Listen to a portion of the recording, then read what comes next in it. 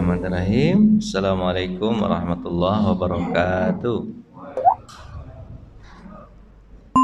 Alhamdulillah allazi bi ni'matihi tatimmus shalihat. Asyhadu an la ilaha illallah wa asyhadu anna Muhammadan abduhu wa rasuluhu la nabiyya ba'da amma ba'du.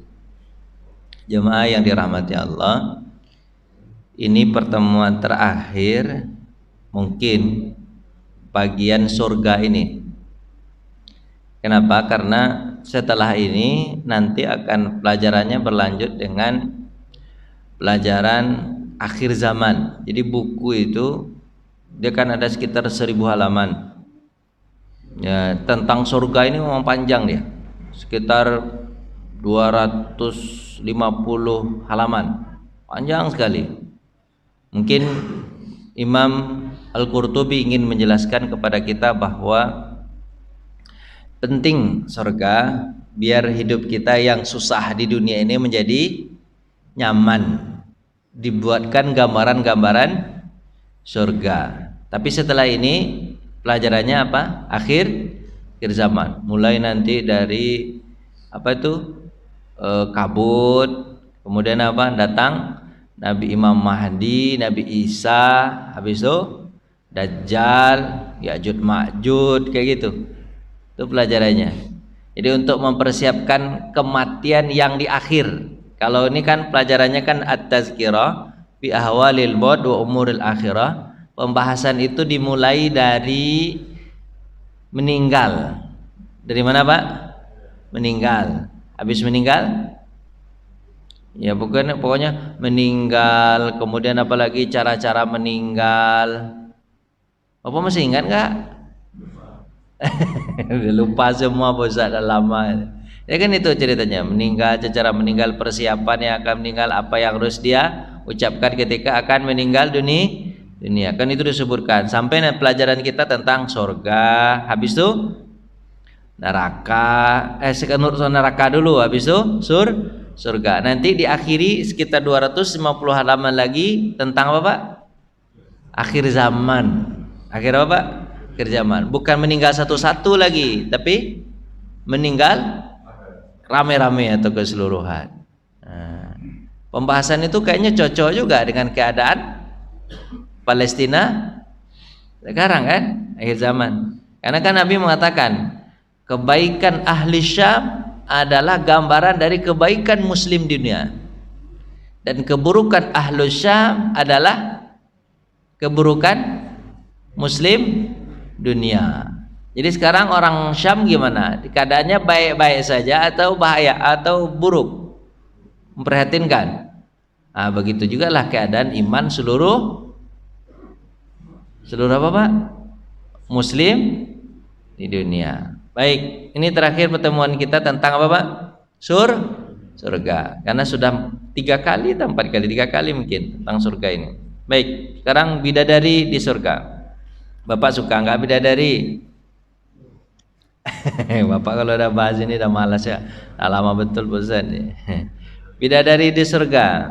Dalam hadis Rasulullah SAW dikatakan bahwa sungguh seorang bidadari itu benar-benar tampak tulang sumsumnya, kedua betisnya dibalik daging tulangnya. Bayangkan gimana ya bentuknya itu, Pak ya. Bapak pernah lihat ikan yang transparan itunya nggak, Pak? Pernah ya? Nah ya, transparan. Tapi ini menandakan bukan Bapak takut ngelihatnya. Dia makan nanti disebutkan nih. Walaupun dia sudah punya pakaiannya itu gimana, Pak? 70 lapis, dari 70 lapis masih kelihatan aja, tembus pandang. Bapak senang nggak ngelihat pakaian? Gimana ya bahasanya? Agak vulgar ya. Lihat orang yang punya pakaian tapi tembus pandang, gimana? Enak? Terserah Bapak lah, pikirkan lah Bapak tuh. Bagaimana minumannya ya? Sebagaimana minumannya berwarna merah terlihat di dalam gelas bening. Ini kan warna nih. Teh ini warnanya apa nih, Pak? Nah, coklat. Nah, coklat ini kelihatan dari kacanya yang bening. Artinya, Pak, sebenarnya menandakan begini. Bidadari surga itu bersih luar dalam. Bapak, bersih luar dalam. Di luarnya kelihatan bersih, ketika dia makan apa yang ada dalam badannya itu bersih juga, kelihatan juga. Itu menandakan apa? Bersih luar dalam. Dan kita sekarang ini Pak kan kelihatan luarnya aja bersih nih. Kalau di ubek-ubek dalamnya gimana Pak? Hah? Mohon maaf kan ada yang mengatakan ya, kita ini adalah kumpulan tong sampah. Ini manusia ini ya. Itu adalah apa Pak? Tong sampah yang berjalan. Kenapa disebut tong sampah berjalan Pak? Semuanya ada ee-nya. Betul nggak Pak? Matanya ada beleknya, belek namanya, belek. Apa Pak? Belek kan, belek.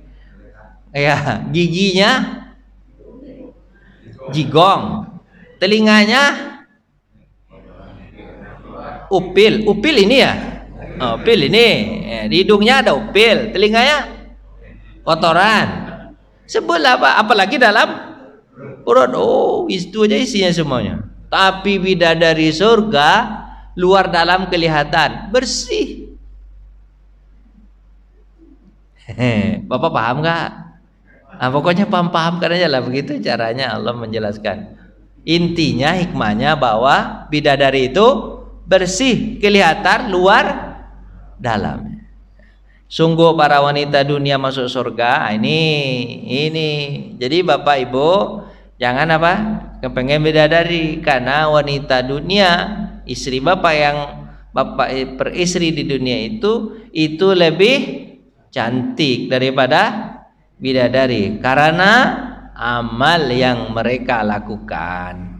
Jadi amal yang mereka lakukan itu membuat mereka lebih cantik dan dicantikkan oleh Allah Subhanahu wa taala. Ini sebaya. Bapak mau maharnya? Bapak mau minang bidadari? Bapak kena marah nanti sama istri di rumah. Coba pinang-pinang. Enggak, bidadari kita dapat bisa jadi dia sebagai apa, Pak? Pembantu saja.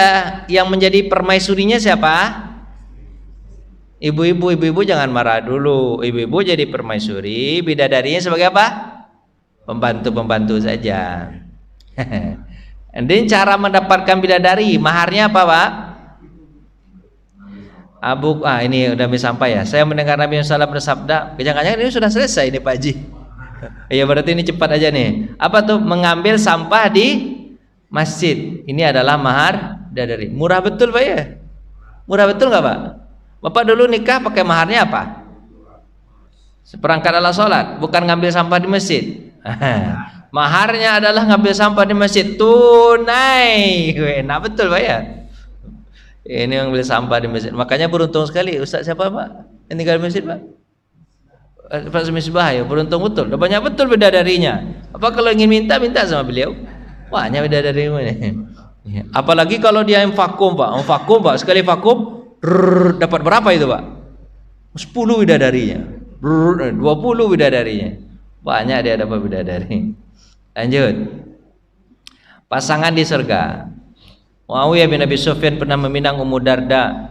Maka wanita ini menolak. Saya berkata, saya telah mendengar Abu Darda menyampaikan hadis Rasulullah SAW bahwa beliau bersabda, wanita di surga adalah suaminya yang terakhir. Katanya begitu. Itu di hadis, satu hadis. Tapi di hadis yang lain mengatakan, hadis bukan Ummu Darda nih, Ummu Salamah. Hadis apa? Sama ini hadisnya ada dua nih modelnya nih. Serahlah Pak ya. Hadisnya itu kalau Ummu Salamah bilang apa Pak? Siapa pasangan saya di surga? Dia bertanya kepada Nabi, ya Rasulullah, nanti kalau ada orang yang punya suami 2 atau berapa? 3, nanti siapa pasangannya di surga? Apa jawaban Nabi Muhammad? Mana yang paling kau cintai? Gitu kata Nabi. Jadi bukan yang terakhir, tapi mana Pak? Mana yang paling kau sukai, itulah pasanganmu di surga. Ini kalau ada pertanyaan begini, Pak Ustadz, dia dari semenjak dia tidak pernah menikah sampai meninggal dunia, nanti pasangannya siapa Pak? Akan dipasangkan dengan orang yang juga tidak menikah. Itu dicarikan dulu pasangannya, pasangan yang tidak menikah. Nanti Bapak dinikahkan di mana? Di surga. Nanti kita sama-sama datang nanti. Siapa yang mau nikah nih? Kita datang makan semur kita, misalnya gitu. Ya kan? Makan semur kita. Kenapa, Pak? Karena nanti di surga kita ngapain, Pak? Hanya berkunjung-kunjung saja. Kalau kita berkunjung-kunjung saja, ngapain kita habis itu? Itu nghadiri pernikahan gitu. Nanti kalau di orang Padang pakai apa, Pak? Adat Padang pakai tari piring, kita duduk. Nanti kita kunjungan nanti, Pak. Kunjungan apa ya, Pak? Menghadiri pernikahan. Pakai amplop nggak, Pak? Pakai amplop, Pak? Pakai QR code, Bu, pakai kiris nanti, kiris ting. Gitu kan. Itulah. Itu kerjaan kita nanti di surga. Itu hadisnya terserah Bapak memakai yang mana, dan ini tidak bertentangan hadis ini. Boleh kalau misalnya kalau dia suka kepada yang terakhir berarti itulah yang terakhir. Kalau dia suka kepada yang pertama berarti yang pertama, gitu ya, Pak ya. Tapi kalau Bapak tanyakan begini, apa lagi? Kalau suaminya masuk neraka sementara istrinya masuk surga, nanti istrinya pasangnya siapa? Ya dicarikan pula yang istrinya masuk neraka, suaminya masuk surga. Nanti dipasangkan, nikah lagi deh di situ nanti. Nanti kita datang lagi. Gitu ya, Pak ya. Pokoknya dicarikan, Pak. Kalau tidak ada lagi pasangan manusia di muka bumi ini, baru nanti Allah nikahkan dengan pasangan dengan bidadari atau bidadara yang sesuai dengan amalnya. Gitu, Pak. Untuk yang terbaik akhlaknya ini kan, ini hadis yang lain itu. Untuk yang terbaik akhlaknya terhadap wanita itu, ai Ummu Habibah, akhlak yang luhur itu membawa kebaikan dunia dan kebaikan akhirat. Ini hadis yang lain. Hadis Tabrani hadisnya dhaif katanya. Tapi di hadis Ummu Salamah hadisnya sahih, mirip dengan hadis ini. Kemudian kegiatan di surga. Ini ngapain kita di surga? Penghuni surga itu makanya cuma kerjanya ngapain, Pak? Makan, minum, terus itu doang, Pak. Tidak meludah, terus tidak kencing, habis itu tidak buang air besar, tidak mengeluarkan ingus. Para sahabat bertanya, lalu bagaimana dengan makanan yang dimakan ya Rasulullah? Apa jawaban Nabi? Merembes atau menguap seperti menguapnya kasturi. Jadi yang kita makan itu cuman menguap aja, Pak, kayak jadi keringat gitu, tapi keringatnya jadi wangi. Kan kalau buat BAB, BAK berarti di surga ada WC nggak, Pak ya? Ada WC nggak, Pak? Nggak ada.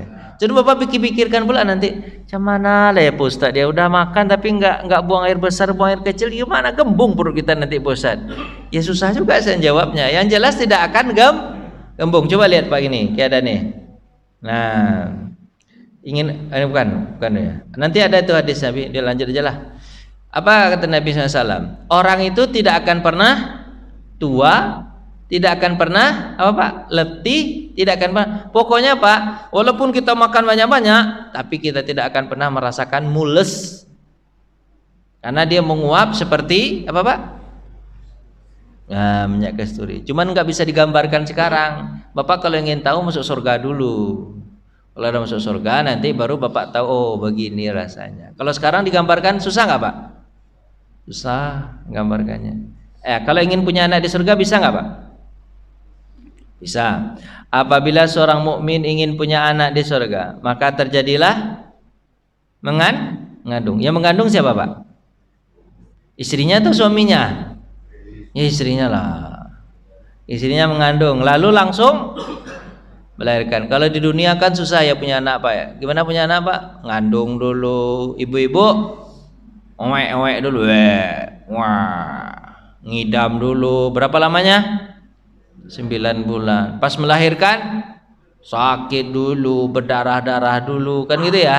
Kalau di surga, Pak, langsung mengandung, langsung lahir. Dan anak pun menjadi langsung besar sesaat. Jadi nggak perlu apa, Pak? Dari bayi. Kalau dari bayi kan susah, ya kan? Kalau dari bayi kan susah. Kalau bayi itu gimana, Pak? Kalau bayi itu kan saya ngelihat, ya Bapak pengalaman lah ya, Pak ya. Nyusui bayi kira gimana, Pak? Susah atau nggak susah? Pak jawablah sedikit. Susah atau nggak susah? Susah nyusui bayi. Kecuali kalau dia usia sudah setahun ke atas baru enak tuh. Ibunya bisa tidur miring. Tapi kalau pas ketika dia bayi gimana Pak? Wah, ibunya kan nyusui bayi itu. Ibu-ibu pernah nyusui nggak, Bu? Itu kan bayi itu laparnya berapa jam sekali? 2 jam? 2 jam sekali dia lapar kan? 2 jam sekali dia lapar tuh kan? Ibu-ibu pas baru mau tidur jam 8 mau tidur, susui itu masih oke. Jam 10 nangis lagi, bangun lagi. Kadang-kadang ngantuk. Jam 12, susui lagi. Jam 2, itu berapa lamanya begitu? Bisa 4 bulan, 5 bulan atau 6 bulan sampai anak itu bisa mencari susu sendiri. Tapi kalau di surga gimana? Dia langsung besar. Bapak sukanya anaknya umur berapa? Bapak kepengenan punya anak nih. Umur berapa Pak punyanya anaknya? Kepengennya? Enaknya langsung jenggotan? Woi. Langsung jenggotan. Kalau bayi kan susah rawatnya. Mungkin 2 tahun lagi enak-enak itu kan main sama anak mungkin. Nanti kalau saya punya anak kepengen umur anak 2 tahun. Tapi kalau sudah 6 tahun Pak, udah mulai nggak enak lagi. Kenapa nggak enak lagi? Banyak protes. 6 tahun tuh banyak protes. Kalau 6 tahun ke atas. Tapi kalau 2 tahun masih enak kan? 2 tahun. Jadi 2 tahun itu Pak. Misalnya kalau kepengen langsung umur 2 tahun. Gitu. Tapi kalau jenggotan juga anak itu katanya Pak ya. Dari kecil sampai usia balik itu disebut apa? Yang susah orang tuanya apa? Yang susah bagi orang tuanya adalah badan. Kenapa susah badan? Karena kejar sana sini. Itu sampai balik tuh yang susah apanya? Katanya nih Pak, kata psikologi apa? Psikolog, badan. Tapi kalau dari balik sampai dia menikah, yang susah bagi orang tuanya apa? Pikiran. Anak ini macam mana lah cara mendidiknya, pusing. Tapi kalau dia sudah menikah sampai dia mati, yang susah untuk orang tuanya apa Pak? Perasaan. Dia punya pasangan kan urut dada aja. Berbuat nggak bisa karena dia sudah punya pasangan. Jadi punya anak itu ternyata ada susahnya terus. Dari bayi sampai balik, apa yang susahnya Pak? Badan yang susah. Kenapa? Ngejar sana sini. Tapi kalau dari balik sampai dia menikah, yang susah apanya? Pikiran gimana caranya nih didik dia nih kan? Kalau dia sudah menikah sampai dia mati, apa yang susah? Perasaan. Jadi sebenarnya orang tua tuh selalu mikirin anaknya sampai dia mati. Dah gitulah. Kalau ingin punya anak begitu di surga. Lanjut. Keabadian di surga. Abadi nggak di surga Pak? Ada seorang penyuruh menyerukan, sesungguhnya kamu sekalian akan tetap sehat tanpa sakit. Jadi kita nggak sakit di surga. Terus kamu sekalian akan tetap hidup tanpa mati. Semuanya kalian tetap muda tanpa tua. Dan sesungguhnya kamu sekalian akan tetap senang tanpa susah. Jadi keabadian surga begitu Pak. Tanpa mati, tanpa tua, tanpa sakit. Semua kita senang. Kalau di dunia ini kan tua juga iya, sakit juga iya, susah juga iya. Tapi di surga enggak susah, enggak sakit, enggak tua, enggak mati. Nah itu enaknya Pak, keabadian surga. Makanya Bapak kalau kepengen awet muda jangan di dunia. Maunya di mana Pak? Surga aja. Kalau enggak mau mati jangan di dunia. Di mana? Surga aja. Kalau nggak mau sakit, jangan di dunia. Di mana? Surga aja. Hadis riwayat Muslim. Barang siapa yang masuk surga maka dia bersenang-senang tanpa mengalami kesusahan. Pakaiannya tidak akan sampai pakaiannya Pak. Pakaiannya tidak akan rusak. Kemudaannya tidak akan sirna. Pakaiannya saja nggak rusak. Kalau kita pakaian kita rusak apa? Rusak. Sampai pakaian kita pun abadi. Bapak ada yang suka burung? Anda suka burung nggak? Di surga ada burung nggak? Bapak kepengen main burung di surga? Apalagi? Kuda? Suka kuda? Unta? Nah, ternyata di surga ada burung, ada kuda, ada unta. Sungguh di antara kenikmatan para penghuni surga ialah mereka yang saling berkunjung. Jadi kerjaan kita ngapain cuma Pak? Kunjung pakai kuda. Oh. Kenapa Pak pakai kuda Pak? Kenapa Nabi nyebutkan kuda Pak? Kenapa nggak mobil listrik Pak Haji? Kenapa? Sekarang kan mobil listrik Pak. Kenapa kok Nabi nyebutin kuda Pak? Ngecasnya susah. Belum ada mobil, makanya Nabi sampaikan kepada sahabat lewat apa? Kuda, karena kuda adalah kendaraan yang tercanggih ketika itu. Kalau seandainya dulu ada Lamborghini, mungkin Nabi nyebutkan Lamborghini. Jadi bapak mama hadisnya begitu, makanya nggak ada balu juga ya, karena mobil listrik Pak ya. Dia udah sembuh belum? Udah ada kabar ya, menghilang begitu aja ya. Ya nggak apa-apa lah. Tunggu aja lah kabarnya nanti Pak. Bahwa mereka saling apa? Berkunjung dengan naik apa? Kendaraan-kendaraan kuda. Dan pada hari Jumat datangkan kepada mereka sekawanan kuda berpelana terkendali. Jadi kudanya bukan liar, tapi kudanya langsung jinak dan berpelana, terkendali kudanya. Terus tidak buang kotoran. Enaknya kuda begitu Pak, tidak buang kotoran dan kencing. Mereka menaiki kuda itu hingga sampai kemana saja yang mereka kehendaki. Mau ke rumah apa? Mau ke rumah Pak Haji Endang lah, ting kan kuda langsung nyampe. Nggak ada AC-nya ya? Oh iya ya, berarti kuda nanti dibuat AC-nya nanti. Dulu karena nggak ada AC. Kalau sekarang, kalau ada pasti Nabi nyebutkan ada AC-nya. Gitulah Pak. Enaknya kudanya itu tidak buang air besar sama buang air kecil. Dan apabila kamu melihat di sana di surga niscaya kamu akan melihat berbagai macam kenikmatan dan kerajaan yang besar. Ini surat apa Pak? Al-Insan ayat 20. Lanjut. Ada kambing nggak di surga? Domba dan kambing. Bapak yang suka kambing? Makan kambing atau segala macam? Nanti ada juga. Domba itu termasuk binatang surga. Hadis Ibnu Majah sahih. Kemudian berbuat baiklah kamu sekalian kepada kambing, jauhkan dia dari segala gangguan karena dia termasuk binatang surga. Hadis dari bukan riwayat nih Pak, dari Abu Hurairah, hadisnya dikatakan lemah, tapi kan di atas bagus sahih. Berarti ini menguat yang ini dikuatkan oleh yang di atas. Kemudian surga ternyata bisa berbicara. Surga ternyata bisa berbicara. Jadi surga itu bicara Pak. Jadi Bapak nanti kalau nggak ada istri Bapak lagi di rumah, dia lagi arisan, Bapak bisa ngomong sama siapa Pak? Sama surga. Pak ngomong aja sama surga, dia bisa bicara surga. Setelah Allah menciptakan surga Adan, surga apa ya? Adan, dan menanam pohon-pohon di sana dengan tangannya, maka berfirman. Jadi surga itu istimewa sekali, pohonnya langsung ditanam oleh Allah.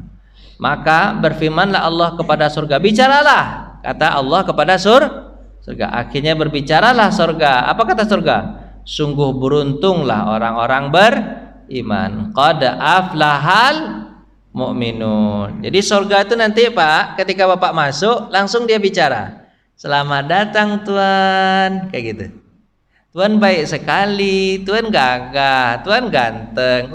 Tuhan. Bapak kalau disambut sama orang yang ada dalam rumah aja lah, sama istri Bapak, dengan ucapan indah itu Bapak langsung bahagia nggak? Walaupun di luar Bapak ke dalam keadaan capek, bahagia nggak? Nanti surga begitu. Bapak datang, selamat datang Tuhan. Tuhan dalam keadaan ganteng gagah, gitu. Kata siapa Pak? Surga. Selamat beruntung Tuhan. Jadi surga itu bisa ngomong. Gitu Pak. Hadis riwayat Baihaqi. Lanjut. Ada beberapa wanita berpakaian tapi telanjang, condong dan mencondongkan, mereka tidak bakal. Ini kan hadis tentang surga ini Pak. Apa kata surga? Mereka ada perempuan yang telanjang, mereka condong dan mencondongkan. Itu kata siapa? surga. Mereka tidak bakal masuk surga. Kata siapa, Pak? Kata surga itu. Bahkan tidak akan mencium aromanya, padahal aromanya bisa tercium sejauh perjalanan 500 tahun. Itu kata siapa, Pak? Surga. Wanita yang seperti itu tidak akan masuk ke dalamku. Kata siapa? Hadis riwayat surga sendiri yang ngomong. Terus apa? Barang siapa yang membunuh orang kafir yang dalam keadaan apa, Pak? Muahad itu dalam keadaan perjanjian damai, maka dia tidak akan mencium surga, padahal surga aromanya bisa tercium sejauh perjalanan 40 tahun. Ini hadisnya kan agak sedikit beda, Pak ya. Tapi ini tidak dikatakan kontradiktif. Ya terserah Allah berapa hitungannya. Jadi gitu, Pak. Untuk orang baik, surga akan menyambut dengan kata-kata yang baik. Tapi untuk orang jahat, surga akan berkata, aku tidak sudi dimasukinya. Itu, Pak ya. Ini menandakan hikmahnya, Pak. Apa-apa saja sebenarnya di dunia ini, Pak ya. Apa-apa saja menurut kita benda-benda yang tidak bisa bicara sebenarnya Pak bisa bicara. Kan seluruhnya apa tuh, ma fis samawat yusabbihu ma fis samawati wa ma fil, apa yang ada di langit, apa yang ada di bumi, semuanya bertasbih, bisa bicara semua sebenarnya. Di akhir zaman nanti gimana, Pak? Di akhir zaman seluruhnya bicara untuk membunuh apa, Pak? Yahudi. Pohon, batu, semuanya akan bicara. Muslim, di belakang saya ada Yahudi, bunuhlah, kecuali pohon gorkot. Nah, cuman pohon gorkot aja. Yang lain bicara. Ini menandakan apa, Pak? Menandakan bahwa bukan batu-batu yang satu-satu, Pak, tapi dinding-dinding kan terdiri dari batu juga nih, Pak. Dinding pun akan bicara. Kalau dia sembunyi di gedung atau sembunyi di bunker, nanti bunker itu pun akan bicara. Di dalamku ada siapa? Yahudi, bunuhlah. Ini menandakan bahwa umat Islam itu tidak akan pernah hidup damai dengan Yahudi. Itu intinya. Gak akan pernah damai. Sampai kapan, Pak? Sampai kiamat. Karena Yahudi itu sulit untuk didakwahi. Sulit untuk apa, Pak? Sifat mereka itu sifatnya apa, Pak? Pengkhianat. Jangankan orang biasa, nabinya aja dibunuhi dan dikhianati. Apa kata Nabi Muhammad? Kalaulah ada orang Yahudi 12 orang masuk Islam, pasti akan ditaklukkan dunia dalam begitu cepat. Tapi sayang, nggak ada, tidak ada 12 Yahudi di pimpinan mereka. Maksudnya kalau ada 12 pemimpin Yahudi yang masuk Islam, demi Allah, Islam ini pasti akan cepat tersebar kemana mana. Tapi enggak gitu. Yahudi itu begitu, Pak, orangnya, Pak. Terus lembah-lembah di surga, ada lembah-lembah nggak, Pak? Apa kepengen ke lembah mana, Pak, biasanya, Pak, kalau jalan-jalan? Kalau di Padang ada namanya Lembah Anai, Lembah Ngarai, Siano, lembah apa lagi, Pak? Lembah Harau, Lembah Pinus. Kan bukan kepengen ke gunung aja, kadang-kadang kepengen ke lembah juga. Tapi lembah itu pasti ada gunungnya. Nggak mungkin ada lembah kalau nggak ada gunung. Lembah itu kan turun. Kalau gunung, orang ke lembah-lembah. Biasanya orang ke lembah-lembah ngapain, Pak? Mandi ya. Di surga ada lembah-lembah, tanamannya berasal dari subhanallah, alhamdulillah. Jadi sekali Bapak subhanallah langsung ada tanamannya. Oh gitu, dikasih ganjaran sama Allah. Barang siapa yang mengucapkan subhanallahil azim bihamdi, maka ditanamkan untuknya sebatang pohon korma di surga. Bapak dulu pernah diceritakan hadisnya tentang pohon korma, gimana, Pak? Pohonnya, buahnya besar-besar, sebesar apa?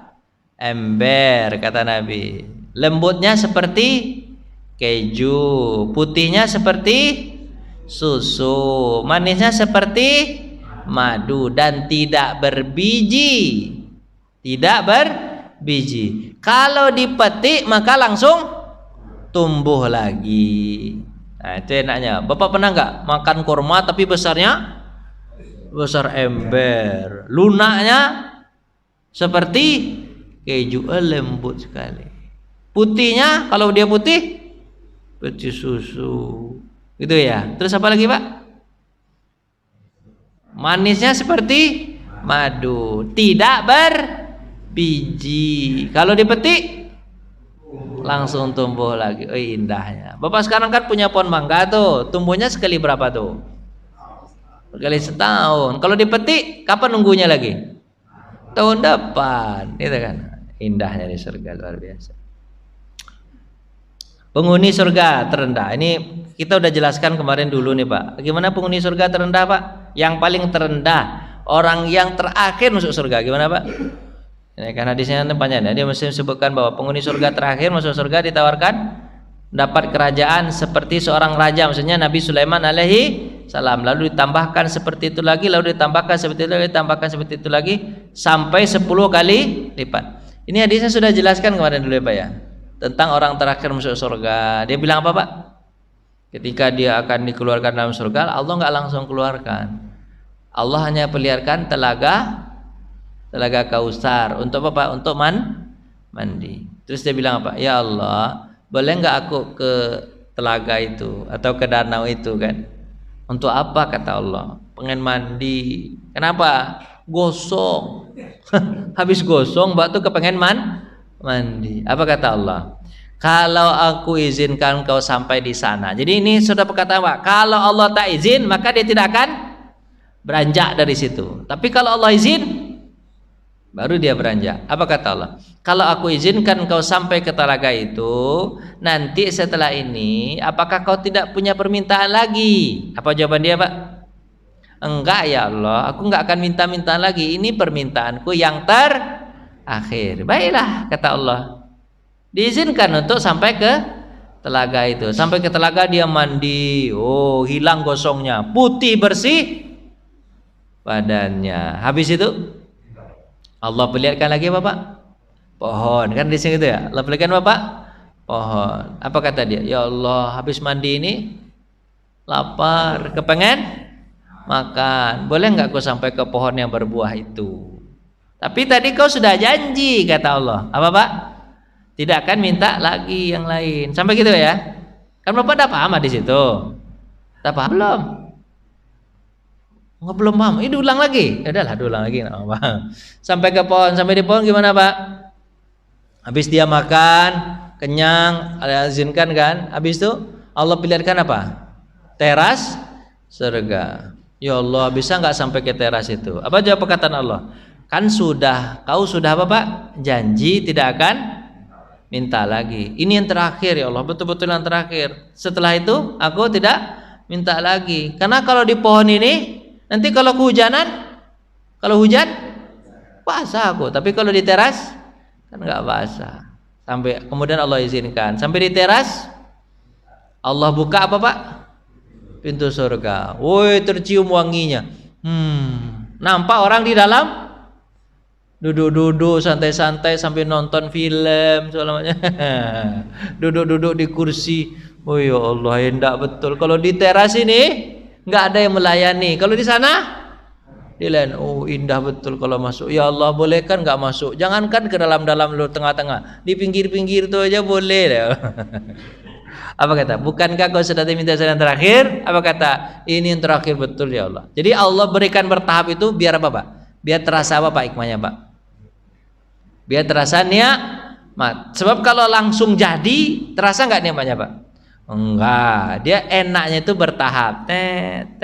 Kayak Bapak dulu pas awal-awal menikah kan mulai dari nol. Pas ketika dapat kan bisa cerita sama istri, dulu kita begini begitu ya, dulu kita begini begitu. Tapi sekarang oh indahnya. Tapi kalau langsung dapat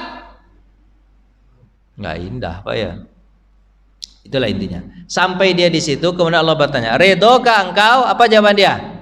"Redho ya Allah. Aku tambahkan kepadamu 10 kali lipat lagi seperti ini." Tahukah kalian sekali lipatnya seperti apa? Seperti kekuasaan seorang raja. Maksudnya raja siapa Pak di sini Pak? Sulaiman. Sulaiman itu Pak dari Syam sampai ke Yaman paling kurang 11 negara dia kuasai. Berapa Pak?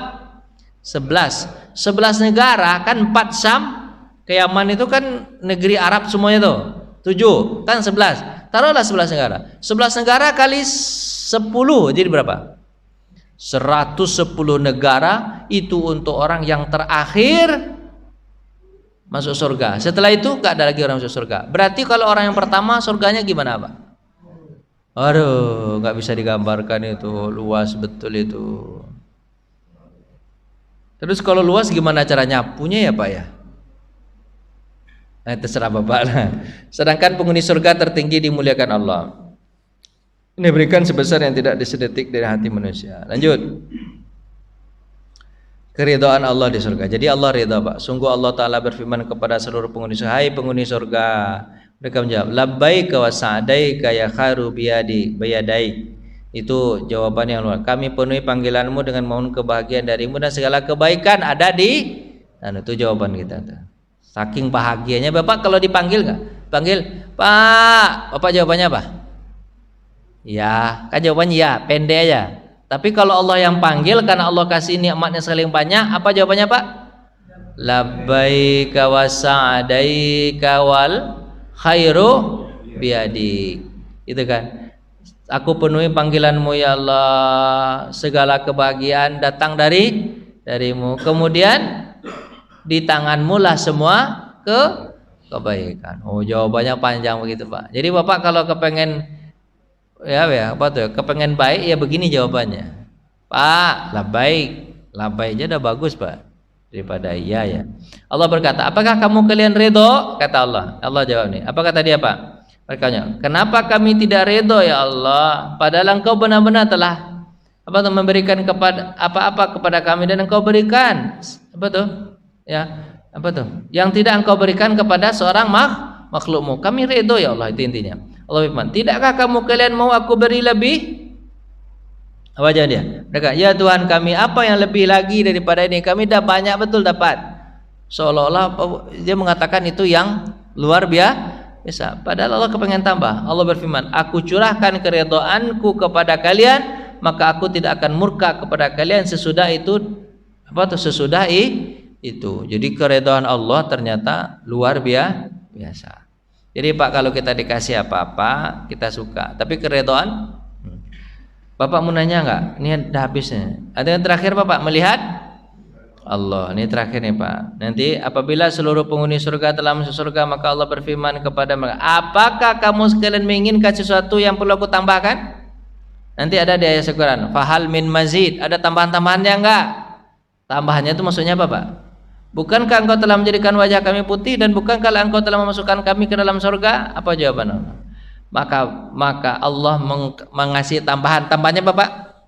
Membuka hijabnya sehingga mereka merasa tidak pernah diberi sesuatu yang lebih nikmat yang mereka sukai, memandang kepada Tuhan mereka azza wajal. Jadi Pak, ini disebut kelebihan atau bonus masuk surga. Kan Bapak hanya dijanjikan apa Pak? Masuk surga dan kenikmatan, cukup segitu kan? Tapi tambahannya apa Pak? Lihat surga. Jadi melihat apa? Melihat Allah. Ketika Allah buka, maka senang sangat luar biasa. Hingga dia lupa terhadap nikmat-nikmat surga tersebut. Dia di sana lain sampai Allah menutup hijabnya lagi, baru dia ingat lagi. Di sifat manusia gitu Pak ya. Diberikan kenikmatan yang luar biasa, yang rendah lupa. Biasa mungkin mama Pak. Bapak dulu misalnya gini ya. Dulu ketika dapat sepeda senang. Kalau udah dikasih motor, mana yang lupa sepeda atau tetap ingat? Enggak, ini normal aja, bukan hobi nih. Kalau hobi ya tetap Bapak pakai sepeda kan. Ini normal aja nih. Bapak ketika dikasih sepeda senang nggak? Senang. Pas dikasih motor, senang juga. Lupa nggak sepeda? Lupa jadinya. Dikasih mobil, lupa motor. Begitu. Sampai nanti mobilnya diambil, baru dia pakai motor lagi. Motornya diambil, sepeda. Gitulah kira-kira. Jadi gitu Pak ya. Ketika dia melihat nikmat surga, dia nikmat. Ketika Allah membuka hijabnya,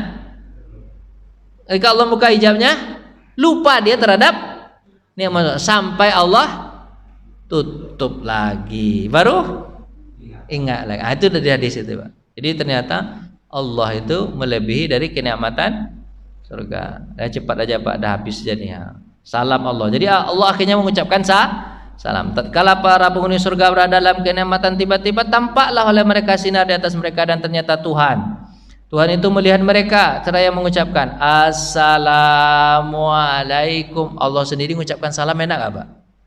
Dicapa sama Allah. Kalau di Al-Quran mengatakan Pak, Salamun alaikum tibtum fadkhuluha. Itulah kiranya yang diceritakan Allah dalam firman-Nya. Apa nih Pak? Surat Yasin. Surat Yasin apa sudah Pak? Salamun qaulam mir rabbir rahim. Surat Yasin ayat berapa? 58. Salamun qaulum mir rabbir. Diucapkan salam semua. Selamat. Selamat. Enak Pak? Tapi selamat. Cepat aja lah Pak ya. Habis. Bapak senang enggak Pak? Senang enggak? Serius? Bapak mau nanya atau enggak nih? Mau pulang? Oh silakan Pak. Bapak dulu, dua-dua aja langsung. Nah boleh. Ya Pak.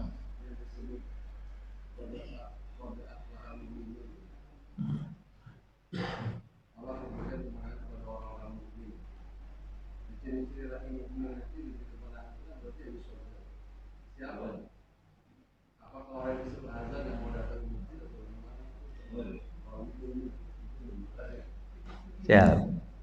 Jadi Pak, silakan Pak. Salam.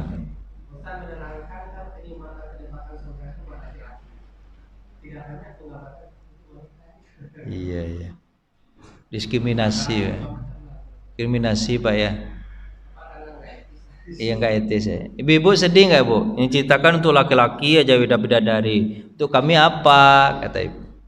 Ibu gimana Bu? Sedih nggak Bu ceritain itu? Di surga ada arisan nggak? Ibu sukanya apa Bu?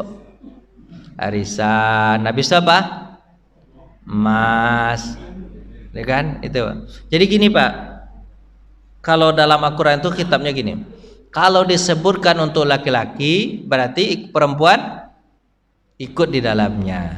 Ikut di dalamnya. Dan ingat Pak ya, di dunia ini pun Pak, yang dapat laki-laki tapi yang nikmati, ingat nih, ayo, yang mencari laki-laki, yang nikmati, ayolah jawablah Pak, jawablah Ibu.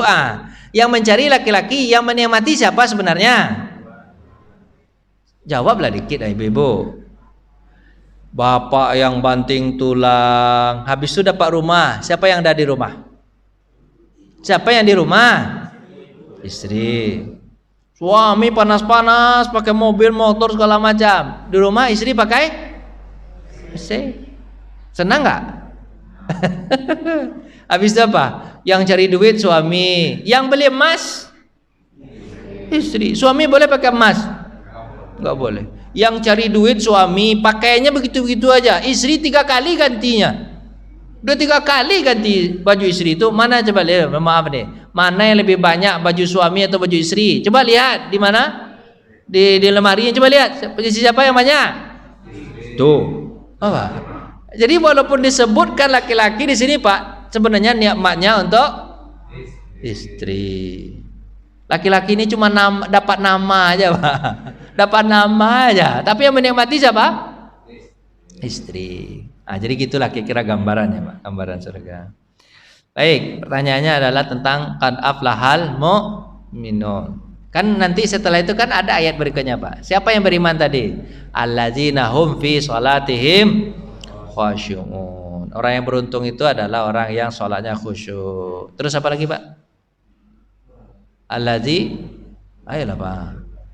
Allazina fi sholatihim khasyu'un. Ya, sholatnya khusyuk berarti semuanya termasuk situ tuh. Azannya juga. Kan orang mau sholat kan azan Pak ya. Wudunya ya. Habis apa? Semuanya amalan-amalan yang terkait dengan sholat bersih. Apa itu? Allazina fi sholatihim khasyu'un. Allazina hum. Ayolah Pak. Ayo. Ayatnya apa?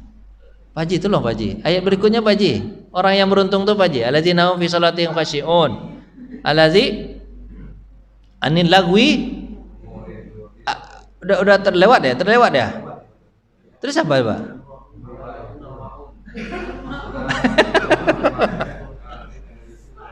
Itu terakhir atau ayat 11 itu? Ya zakat, allazina hum fi shalatihim khasyun walazina hum li furujihim hafizun illa ala azwajihim aw ma li zakati fa'ilun walazina hum li furujihim illa kok hilang dia ya Allah gitu kan. Ya kan? Salatnya iya, zakatnya iya. Habis itu Pak? Zakat iya, apa tuh jaga kemaluannya dan segala macamnya. Alhamdulillah udah dibuka pintu, Pak. Mereka itulah yang mewarisi surga Firdaus. Hum fiha khalidun. Mereka kekal dalamnya. Itulah intinya Pak, orang-orang yang menang itu. Jadi kalau Bapak kepengen menang masuk surga ya gitu caranya. Salatnya, zakatnya, apa tuh? Jaga dirinya. Itu Pak ya. Mulutnya. Bapak mau mulutnya dijaga. Betul kan bukan? Awanil lagwi mu'ridun mulut. Kalau orang kampung saya bilang Bapak, kalau mau ngomong ngapain dulu Pak? Mengango. Mengango apa tuh mengango? Mengango itu artinya Bapak? Mikir. Orang kalau ngomong kan semua. Sebab Pak, kita dikatakan orang baik itu kapan Pak? Kita mudah dikatakan orang baik. Caranya gimana Pak? Diam aja. Bapak diam udah dianggap baik nggak Pak? Baik. Kenapa diam dianggap baik Pak? Pokoknya Bapak diam itu sudah dianggap baik. Ini baik banget Bapak tuh, dia suka pendiam. Tapi kalau ingin bermanfaat, gimana caranya? Apakah diam? Enggak. Caranya gimana Pak? Harus ngomong yang baik. Nah, itu kalau ingin bermanfaat, kayak saya nih lah ngomong manfaat ya. Tapi kalau Bapak ingin dianggap baik, gimana caranya Pak? Ingin enggak baik aja, gimana caranya? Diam aja, diam. Kalau ingin enggak baik, jangan ngomong Pak. Sebab kalau ngomong tuh bisa jadi salah. Jadi salah. Terus kalau ingin baik gimana? Diam aja. Tapi kalau ngomong, kalau enggak baik, yang dikeluarkan itu lebih baik enggak diam. Lebih baik enggak ngomong. Tapi kalau baik, ngomonglah. Karena kalau ngomong yang baik, dia akan bermanfaat. Gitu Pak. Gampang kan kalau jadi orang baik? Gimana caranya Pak jadi orang baik Pak? Gak usah ngomong. Gimana Pak? Diam. Tapi kalau ingin bermanfaat gimana caranya? Ya udah ngomong yang baik. Kalau ngomong yang kasar, kalau bisa gimana Pak? Diam aja, jangan usah ngomong. Kayak gitu teorinya gitu Pak. Gampang kan? Gampang. Jadi Bapak sekarang suka nahan mulut jadinya. Kan nahan mulut tuh ada keutamaan juga Pak. Kita kalau nggak ngomong nggak akan ketahuan apa jelek kita tuh ini, buruk kita nggak ketahuan Pak. Akan terhindar aib kita dan aib orang lain. Itu saya. Ini ngomong itu maka dikatakan omong itu emas. Tapi kalau ngomong yang manfaat bukan emas, namanya apa Pak? Berlian. Dah lah, Bapak nggak ada nanya lagi, mau pulang lagi. Kok Bapak kayaknya nggak serius banget nih? Kenapa ya? Saya takut gini Pak ya. Apa itu Pak ya? Saya mikir sekarang nih. Dekat maka rasa jauh, katanya gimana? Saya pindah lagi lah ke sana lah. Biar jauh-jauh lagi. Takutnya begitu Pak. Dekat maka terasa jauh. Jauh maka terasa dekat. Terus gimana nih? Saya pindah lagi aja lah ke sana biar Bapak merasa dekat lagi. Gimana? Pindah lagi saya Pak Ji. Pak Ji tidur. Takut saya. Bapak, ayolah kita kayak seperti dulu aja lah, walaupun saya tinggal di sini. Gak apa-apa ya. Nama juga manusia kadang-kadang, mohon maaf nih Pak ya. Kadang-kadang ada kekurangan pasti Pak ya. Kalau jauh kita saling tidak tahu kan apa rahasia-rahasia saya. Ternyata kalau dekat Pak Ji, tahu nggak rahasianya Pak? Pak Ustadznya nggak 5 waktu dia sholat ke masjid. Mohon maaf Pak, saya kadang-kadang pulang jam berapa? Udah maghrib, saya pulang habis tepar ya. Bapak tahu nggak perjalanan saya berapa jauh? Pasti 1 jam setengah. Biar Bapak nggak nanya-nanya nih, 1 jam setengah Pak. Kadang berangkatnya mulai jam 5:30 atau jam 6 paling lambat jam 6. 1 jam setengah, jam 8 sampai di mana? Di RC Cempaka Putih. Habis itu tempat kerja nih. Habis itu pulang 2 jam lagi. Kira-kira gimana? Bapak bisa membayangkan nggak itu? 2 jam pergi, 2 jam pulang. Gimana? Terasa capek atau nggak capek itu, Pak? Lelah nggak? Ah, jadi mohon maaf nih Pak. Kadang-kadang Pak, kadang-kadang maghribnya atau isanya kadang-kadang tidak di masjid. Kadang-kadang udah pulang, kadang-kadang udah azan dia, udah mau nutup. Siapa Pak? Bapak apa tuh? Kok saya di belakang? Azan, ya, motornya butut. Orang udah azan kan, kayaknya mandi belum segala macam di rumah. Habis sisa kadang-kadang ada capek. Sabtu juga ngajar, nih langsung ngajar nih Pak, serius. Selesai nih langsung ngajar juga, luar biasa kan. 6 hari kerja, Bapak nggak 6 hari kerja nggak? Jadi mohon maaf Pak ya. Jadi biarlah Pak ya, tolonglah Bapak baik-baik aja lah sama saya selama saya di sini.